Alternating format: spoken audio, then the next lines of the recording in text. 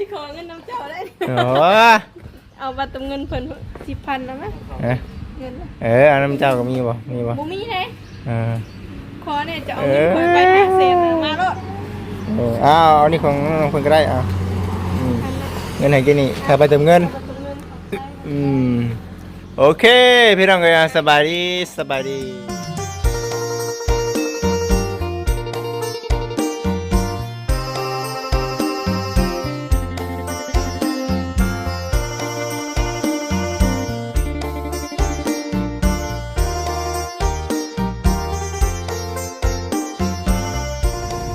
ฝนสิตกอีกแล้วพ่อแม่พี่น้องเอ้ยเนาะ ผูกเก่าจัง แม่นยันสิตกอยู่มื้อนี้พ่อแม่พี่น้องเอ้ยเนาะหลังจากที่ว่าพากันมาแต่งานแต่งน้องลาตรีกับเบ้าเก่งเนาะพี่น้องเอ้ยเนาะ เงิน สบายดีพ่อแม่พี่น้องว่าจะอยู่ทุกคนเด้อ สบายดีที่ใดก็ได้ แต่ว่าตอนนี้กับ แขกรับเชิญกับแต่งกับเขาเหลือเกิน เมื่อยนำเด้ ห้องเพลงห้องเพลง พากันสิไปเอาซีนหมูพ่อแม่พี่น้องเอ้ยเนาะเป็นนึงเนาะพี่น้อง เอาสินหมู สิพากันไปเอาซีนหมูปลาทูพี่น้องเอ้ยเนาะ ลูกค้าให้วันที่ตั้งแต่วันพัดผมพี่น้องเลย แม่นขายดีแห้งขนาดพี่น้องเอ้ยเนาะ เมื่อวันพัดไม่ได้ลงไปขายดิอยู่เพื่อนกับผมมีเขาให้บัดไปเอาได้แม่เขาอะ โอ้เดี๋ยวสามีนาสิให้พ่อแม่พี่น้องเบิ่งเนาะกอดเม็ดหั่นนะพี่น้องเอ้ยฝนสิตกอะลีร้อมื้อนี้ไก่สิฮอดตำหน้าเลยเนาะมาจิตเนาะ โดย หวานกาเด้อนี่ สู้ สู้ๆพ่อแม่พี่น้องเอ้ยเนาะพากันไปเอาสิ้นหมูปลาทูอยู่พุ่นแหละพี่น้องเอ้ยเนาะอยู่รักษาหาพุ่นแหละเนาะแล้วก็มีแผนว่าสิพากันแวะเบิ่งหันลานพาคินก่อนพี่น้องเนาะ เพราะว่าเพิ่นนี่ขี้คุยได้ด่า แม่นเพราะว่าเพิ่นเปิดห้านใหม่พี่น้องเอ้ยเนาะพ่อแม่พี่น้อง FC เพิ่นอาจจะเห็นก็มีพี่น้องเอ้ยเนาะห้านของบ่คำเซาอินเพิ่นหั่นแหละเนาะแล้วก็พากันเพิ่งเนี่ยบ่ได้ไปเอาซีนหมูเนาะตั้งแต่วันอังคารพุ่นเนาะแล้วก็มันเบิดพี่น้องเอ้ยเนาะเบิดพอดีผู้รับผู้ใหญ่เพิ่นอุดหนุนเมื่อวานนี่พี่น้องเอ้ยเนาะก็เลยไปส่งให้น้องลาตรีเบิดเลยพี่น้องเอ้ย มีคนอุดหนุนอยู่ประยักษ์ เนาะ ยังมีผู้อุดหนุนอีกอยู่ โดยดีแล้วว่าเนาะมีผู้อุดหนุนหลายๆพี่น้องเนาะจังใดก็ขอบคุณน้ำทางแม่หลายๆเด้อที่ว่าอุดหนุนสาวหาลูก หันค่ะคงเบาจิตกับสามีนาเนาะจังใดขอให้แม่และครอบครัวอยู่ดีมีแห้งเด้อความเจ็บอย่าให้ได้ความไข้อย่าให้มีแม่เอ่ยเนาะสาธุขอบคุณหลายๆที่ว่าอุดหนุน เป็นโบซัพพอร์ตซับซุงแต่ แม่นสิ่งสำคัญพี่น้อยทางสาวมินาก็โอ้ยได้ยืนจุดนี้ก็คือว่าบุญแห้งพี่น้อยเนาะเพราะว่ามีผู้รับผู้ใหญ่สดสวยมาหลายพี่น้อยเนาะ มันจะขึ้นอยู่ในสามีนา เป็นซีนหมูก็ขึ้นเบาะ ขึ้น ปะทูแล้วว่าขึ้น เพราะสินหมูก็จะขึ้นเพื่อนมัน นะ สินหมูก็ขึ้นเด้อพี่น้องเด้อแจ้งไว้ก่อนเด้อเพราะว่าได้กินกำไรเล็กๆ น้อยๆพี่น้อยเนาะ ตอนนี้นะสิได้แจ้งปกตินะขายโลละแสนส่วนวันนี้มันจะมีอันแสน10คนไหนมัน แมน 10ขึ้นไปสิประมาณนี้มันจะได้กำไรแน่พี่น้องถึงได้กำไร10,000ไปเดี๋ยวนี้นะอย่ามัน เฮ็ดเธอนิดเธอหน่อยไปเนาะพากันสู้พี่น้อยเนาะ พอดีเป็นแสน10 สาวมีหน้ามือนั่นบัวจิตรักไทยคลิปโหลดอ่านคอมเมนต์พ่อแม่พี่น้องโอ้ยเป็นกำลังใจให้นะครับมีคำถามหนึ่งที่ FC เพิ่นถามเขามาว่าบ่จิตเจ้านอนคือบ่ปูที่นอนเป็นหยังปูอยู่พี่น้องแต่ว่าสาวมีหน้าตื่นแล้วอาบน้ำแล้วแต่งหน้าแล้วว่าสิลงบัดนี้แล้วบัดนี้บ่ไหวแต่ก็นอนต่อ บ่ไหวบางทีก็บ่ไหวพี่น้องเนาะมันเมื่อย แม่บางครั้งบางคราวก็เอาไปซักก็เปลี่ยนน้ำ โดย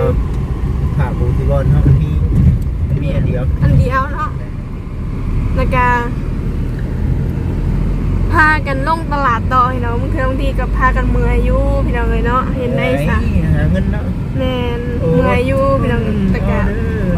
อดเอาพี่น้องเนาะ ก็มีเพลงนึงเลยครับ โอ้ยว้าวก่อนเจ้านี่กันเลยเนาะเพลงชั้งน่ะ เพลง บ่มักร้องเพลงนะเฮานะบ่เสียงบ่ดีบ่อยากพังนะ ฝากเลยวัน ไงเด้ ฝนก็สิตกระบาด เว้าเรื่องฝนนี่ฝนสิตกนี่สิได้ดำหน้าเกี่ยวข้าวอีกแล้วเจ้านี่ยังบ่ทันได้ทันเช้าเมื่อยซ้ำ เพื่อนพี่น้องเอ้ยเนาะ คนดำหน้าก็บ่มีซ้ำพี่น้องมีแต่สองเฒ่านี่แหละ เจ้าตกจัก ตกบ่จักนะตกบ่จั เจ็ ก บยักเนาะ พอดีเลยบ่จักเอาสิมูนะเปิดแล้วได้บ่จิตเครื่องของลายแท้นะพี่น้องเลยหานใหญ่เตลอเลยแม่นตู้แช่เพิ่นคักทีหลังงอมอยู่บ่ผ่านแล้ว เนาะ เฮาได้ตู้แช่แบบนี้ก็ใครแน่เนาะบ่จิตดีเด้ได้ตู้แช่แบบนี้เนาะ โอ้ดีแล้วเนาะ เพราะว่าแช่นั่นแช่นี่พี่น้องเอ้ยเพราะได้แบบให้ลูกค้าเข้ามาเนาะ ตู้แช่หนึ่งกับ แม่น กับตู้เข่งอันหนึ่งก็ดีใจ โดย ว่าหนึ่งคือเสาเฮ็ดเค็มก็ต้องใส่ตู้นี่เลย เฮ็ดเค็มเฮาต้องแช่ตู้ถ้าเฮาบ่แช่ตู้มันแบบมันเปื่อยไว้พี่น้องเอ้ยมันเน่าไว้เนาะรู้สึกว่าฝนลงเม็ดแล้วเด้พ่อแม่พี่น้องเอ้ยเนาะจักสิฮอดใส่แล้วบัดนี้ แปะก่อนนะ โดย ไปกินน้ำในกันนะน้ำเฮียกันนะ โดย เอาเฮียได้สิเรา เฮียได้เนาะ ไป ผ้าลมฝนตกพี่น้องเอ้ยเนาะมืดผ้ามืดฝนมาแล้วพี่น้องเอ้ยป้าเจ้าหันค่าหันขายเบาคำได้นี่เนาะนี่ดิพี่น้องเอ้ยดูคุณทางนี้ก็ได้เนาะลงมา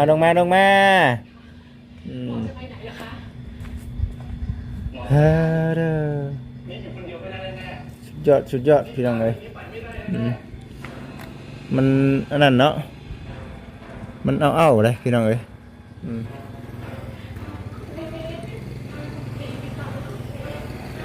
บรรยากาศเมื่อนี้เนาะ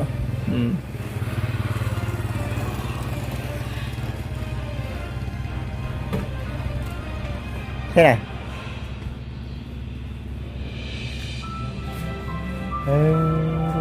คุณแม่เอาสบายดี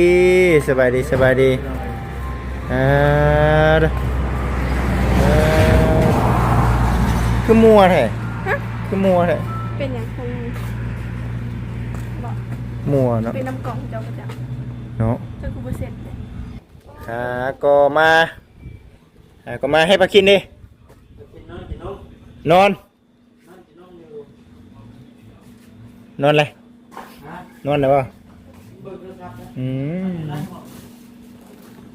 เป็นวาวขี้ข้านแล้วบาดนี้เนาะพี่น้องเอ้ยมาอัปเดตเบิ่งเด้อเนาะให้กับ FC ได้เบิ่งได้ชมหันค่าบ่าวคำสาวอินเพิ่นเนาะได้ขายดีอยู่บ่ไปเรื่อยๆบ่เปิดดีบ่ล่ะดีบ่ที่มีหันนี่โอ้ก็ดีกว่าเก่าอยู่ดีกว่ามีอยู่ ใครกูบ่มีเนาะใครกว่าบ่มีใครกว่าเก่าอยู่นะ ใครกูเก่าหลาย เพราะว่าเฮายังว่าเนมยินทางเลยเนาะ ปลาป่นไปนำติ ผมไปนำใน เฮ้ยนี่ดิพี่น้องเอ้ยเนาะหันขายเพิ่นคือใดเนาะคือหันค่าได้พี่น้องเอ้ยเนาะมีตู้นี่เนาะ แต่ว่าของอันนั้นยังบ่นั่นแหละบ่น่าเลย ของนะ เพราะว่าเอาทางมุกก่อนตามกำลังยัง สำนี่แหละพี่น้องเอ้ยเนาะดูไว้เท่านี้แหละของขายเนาะก็สิประมาณนี้แหละเนาะยังหลายเนาะของวางเส้นว่างคือสิเส้นว่างง่ายๆเกิดเรื่องนี้หลายสั้นเลยเอาแล้วเดี๋ยวเราทักแล้ว อีก2 มื้อ 3 มื้อจะได้ไปเอาเครื่องมาอีกตัวนึง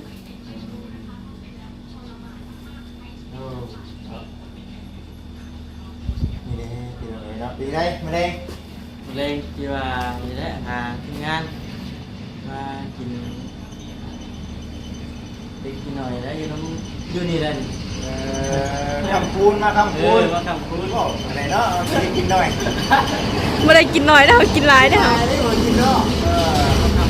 มาคำคูณเปิดได้หรือเปิดได้ ได้2-3 มื้อเลยล่ะ ว้าต้องสมมาคำคูณดีนี่เนาะคุณมาแต่ก็ย่อโลดเนาะมาโลดพี่น้องเลย ก็เลยบอกงาน มีงานมาคำมาคูณน้ำพี่น้องคนอะไรมากินน่ะนอนได้ดิ นอนรับติ เออ มืดเลยว่าจิเลย มาบ่เนาะเรามากินน้ำกันพี่น้องเลยต้องกระทู้บ่ คนมีจิตตกเจออยู่บอก ยันตกอยู่ตอนแรง ขดขวบมาเลยเนาะ เมื่อคืนเมื่อวานนี้เนาะตกปึงเฮงเลย ว่านี่ต้องให้ยุติว่า น้ำ เห็นดีหวัน บ่มีอย่างนี้ก็เห็น โอ้ไปเนาะสามีนา บ่มีเนาะเนาะ โอ้เป็นโมเมนต์ไง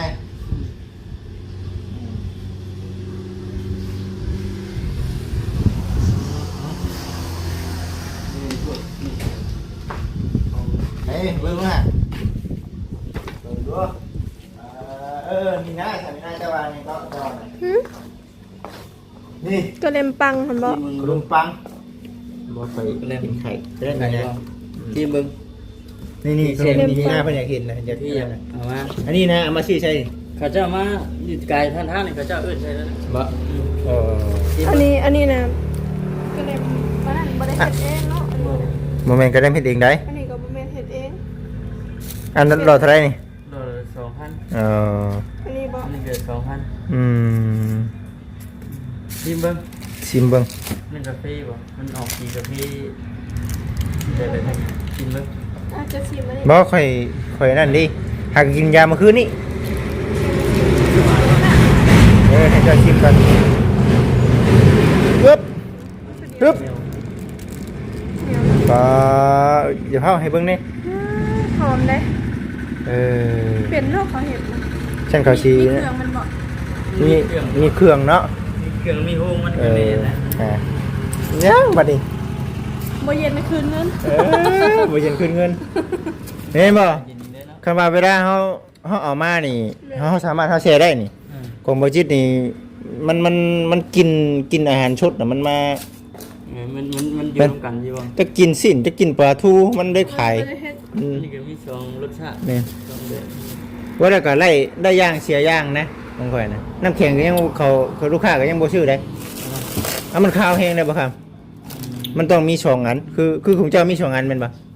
ตัวนี้ยังว่างอยู่ พอดีเลยเอาของชุดเนาะ มา เดี๋ยว ใส่ หา เด้ งบก่อน เออ หางบคนได้งบก่อนตอนนี้บ้านนี่ แม่นเอาของชุดมาใส่นี้ มันก็พอดีเลยลูกค้าเขาเจ้าจึงแยกออกว่า เราเจ้ามาถามเลยนะ เออ ขายนักกินบ่ไป เออ เห็นตู้2หน่วยอยู่แล้วกระเทิบไปเดี๋ยวว่าบอกเขาด้วยว่ายังเสียมาอยู่ ก็เอามาเลยเนาะ ยังไม่งบยังหางบอยู่ เออเออ ยังรองบก่อนพี่น้อง แต่บจิตเองก็ยังไปเอารถบจิตเนาะจ่ายน้ำหลัง นี่มาแล้วติ เออจ่ายน้ำหลัง ยันมัน ใช่ไหม มันคือ ชิมบ่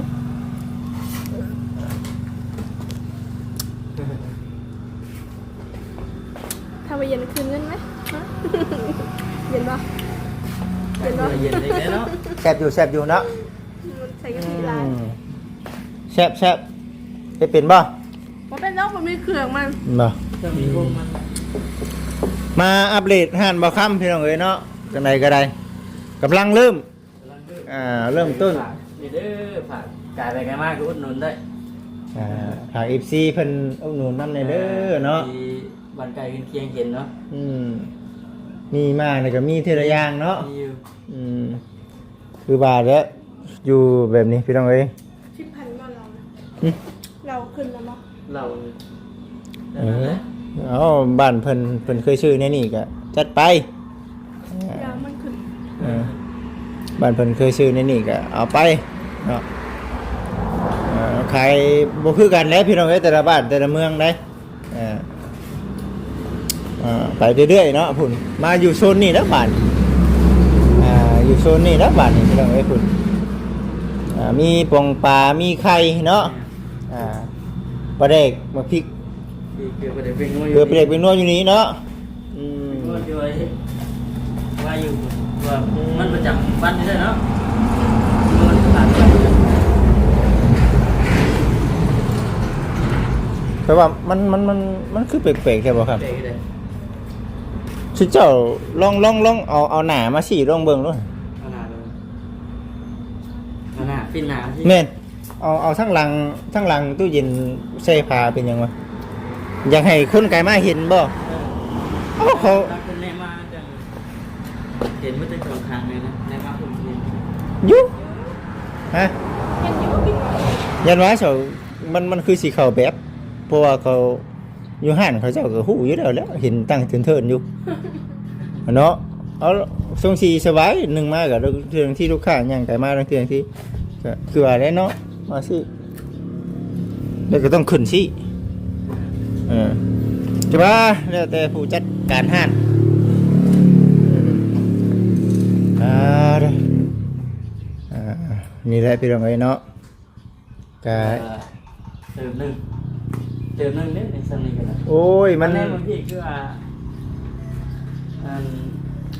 หน่อยนึงแต่ว่าราคาของ ราคาของมันหลายเนาะ ราคาของมันลายราคาของ ราคาของมันหลายเปอร์เซ็นต์ได้พี่น้องเอ้ยเด้อไปแล้วข่อยสนใจตู้พุ่นแล้วพุ่นเนาะพอลูกค้ามาย่างไกลเนี่ยพี่น้องเอ้ย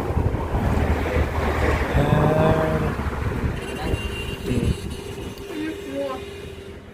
เป็นตาย่านแท้บ่นี่ กินได้ไหมข้าวนะคือเอาย่อมาบ่กินเลย ย่อยด้วย หากระมาตะเบียบ่ ราคามาของ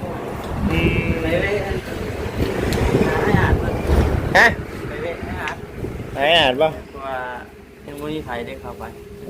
เคยเลยก็จะไปว่า แดงเลย แล้วข่อยก็ยังเตือนบ่แซนเนาะโอ้ยบ่แซนอย่าเข้าไปอืม ไปแล้ว อ๋อเป็นขี้ตุ่มปีดอ่ะ แม่ จังเลยเรากิน บ่ขนาดเตียงเราก็ยังแนะนำเลยได้พี่น้องเอ้ยเนาะอันนี้คือเบิ่ง พวกของเราเนี่ยว่า แม่น ของเราไปได้เยอะของคนเดียว ๆก็มีทาง FC เพิ่นคอมเมนต์เข้ามาว่าอยู่เนาะว่าโอ้คันบ่มักบ่ลุยจะบ่อยากบ่ต้องเฮ็ดใจบุญก็ได้ว่าซั่นนะพี่น้องเอ้ยบ่บางสิ่งบางอย่างมันโดนเฮามันไปบ่ได้มันก็เฮาก็มันก็บ่ได้ไปตัวทางมันเฮ็ดเอาเนาะ เห็นก่อน เอาปากก่อนถือก่อนเนาะเห็นว่าจะได้เนาะ กินก่อนเดี๋ยวมาก่อนสิแม่ เฮ้ยเนาะ กินบ่เจ้ายินบ่ เนาะ คืออย่าปากเมียไปอ่ะ นั่นแหละพี่น้องยังสิไปอยู่เนาะบ่แม่นว่ามันนั่นเด้เพราะว่าคือทางบ้านมันขี้ดินนั่นเด้พี่น้องเนาะ ดินมาถอดกันข้างเลย เพราะว่าพ่อก็ไปเตียงเมื่อเช้านี้เด้อโอ้น้องบ่ต้องไปไอ้เตียงแล้วก็ว่าอยู่มันตัวเท่าเขาเจ้ามาบุกมาเบิ่งออกไปก่อนจังไป มันละลายเลย แม่นเมื่อวานนี้รถบัจิตกับค่าพ่อกันกับไอ้เตียงนั่นก็ว่าโบต้องไปกับยาเดินองเด้อเนาะพ่อก็บ่เซ็นไอ้เตียงแล้วก็บอกว่าเซ็นน้ำไปบ่ได้คือรถบัจิตกับรถบ่เซ็นนี่มันอันหนึงคือมันบ่มีโควินเนาะบ่รถของอันไอ้เตียงบัดซีมันเป็น4คูณ4เนาะมีโควินมันก็เลย คือยังโควินโควัน โควินเอารถครับเคลื่อน4ล้อนี่4คูณ4นี่ดินหน้ากับปินเนาะมันก็เลยรถทางไงเราก็ได้ไปไล่เนาะ เห็นน้อยรถเพิ่นว่าเฮ็ดตั้งแต่10 โมงก็คืนแล้วเลยแต่มื้อนี้บ่มีทางหยังเลยได้ตั้งแต่10 โมงคืน ยัง ตกเลยแล้วก็ออกมา เพื่อนนะ เร็วเรื่อย เรียบร้อยแล้ว ไม่ใช่ว่ากอพื้นบริกอบอก ๆว่าหาเพิ่นไปซีกันนะพูดเลยติ่ง พูดล่ะแล้วบ่ได้เลย แล้วบ่ได้ คืนนี่ พอเซียนเพิ่นก็ว่าสิเอาโต๊ะไปเอาเตียงไปไว้แบบนี้นะก็ยังสิไปอยู่พี่น้องเนาะจนเท่าให้มันก็เจ้าบุกทางให้แล้วก็ทางมันไปสะดวกก่อน แมน บางคำบางอย่างบ่คิดเองก็มัวแต่เว้าไปทั้งเทื่องที่กับอาจสิบ่คักบ่แน่ก็กราบขอโทษขออภัย FC หลายๆแต่ว่าเต็มใจเนาะเต็มใจเฮ็ดรับหน้าที่เป็นสะพานบุญอยู่พี่น้องเอ้ยก็เลยว่าโอ้ยมาโอ้ยเป็นนิ่มบ่กล้ามาแล้วบ่ซั่นพี่น้องเอ้ยบ่กล้าดีกว่าเฮาไปก็ค่าซื่อได้ตรงนั้นคันว่าเฮาบุญไปก็ได้นะพี่น้องเอ้ยก็เลยว่าเอ้าบ่ได้มือมันแห้งมันมั่งเนาะ มันถึงมันหนังพุ่นแหละ เอาล่ะไปได้บ่ก็ได้แต่ว่าได้จอดรถอยู่ไกลได้บ่ ต้องเลยจอด เอาในมาสิเบิ่นเฮารถแทบจะ เนาะ แน่นไกลไกล ไป พุ่นแล้วพี่น้องเอ้ยจังไดก็อย่าพาเว้าชอบอย่าพาว่าเด้อพี่น้องเด้อเนาะพอดีก็เลยลบไปเลยคลิปมันนั่นก็เลยยัด FC เพิ่นเว้าใส่ลาย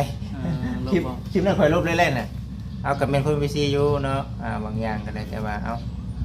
อย่าเราพอจะเพื่อให้เป็นการเข้าใจผิดกันเราก็เลยลบออกไป มาเสียมาบาสิมาไปหาน้องหลานชายแน่พี่น้องเอ้ยเนาะหลานชายก็ขี้คุยเนาะเดี๋ยวนี้เนาะกินได้ไหมเนาะ ไปกินข้าวกัน เหยียบรถเพิ่นบ่ เหยียบรถหลานชาย บ่ไปเอาซีรถยอ แม่น รถไปเอาสิ้นกินได้ไหมมีนะ บ่คิดเองเลย กินอิ่มเลยถูกยำ อะไรเงี้ย กินข้าวเลย บังนาว น้ำ บังนาวเท่าไหร่ เอาเท่าไหร่ เนี่ย โลหนึ่งโลละ20หามีบ่หาพันใช่ไหนก็จะทอดมาให้บ่นั่นแหละ ไปสันพี่น้อง FC คือสี กิน ประมา ข้าว ณ มัน นี้ บ่ บ่ค่อยก็สิ กิ อน อก แล้วก็มา นี่สิกลับมาเพื่อนคุณอีกบ่ กลับได้เนาะเอาสิ้นหมูก่อนมาส่ง จังโมงใช่ 6 โมง ประมาณ6 โมงห้าน อีกเครื่องอยู่ ไปเมื่อก่อน น้ำในก่อนเด้อเนาะ โอ้ลูกค้าคอยกระทาอยู่เนาะ ขึ้นบ่ เมื่อเช้านี่เขาก็มาให้อยู่เมื่อเช้านี่คือบอกมาเน่ว่าฉันเออ ขาดกินเต็มบ้าน 6 โมงพุ่นแหละพากันนั่งคุยแช่อยู่นี่แหละ ไปสันเด้อเนาะชื่อได้ไข่มานเด้อเนาะสบายดี สบายดี ไม่ต้องงวยมากเนาะ สิขอเงินน้ำเจ้าได้ โอ้ เอาบัตรเงินเพิ่น10,000แล้วมั้ยเงิน เอาน้ำเจ้าก็มีบ่ บ่มีเด้ เออ ขอเนี่ยจะเอาเงินเพิ่นไป500,000มาโลด เอานี่ของคนก็ได้เงินไหนกินนี่ค่าไปเติมเงิน บัตรเงินของใคร โอเคพี่น้องเอ้ยสบายดี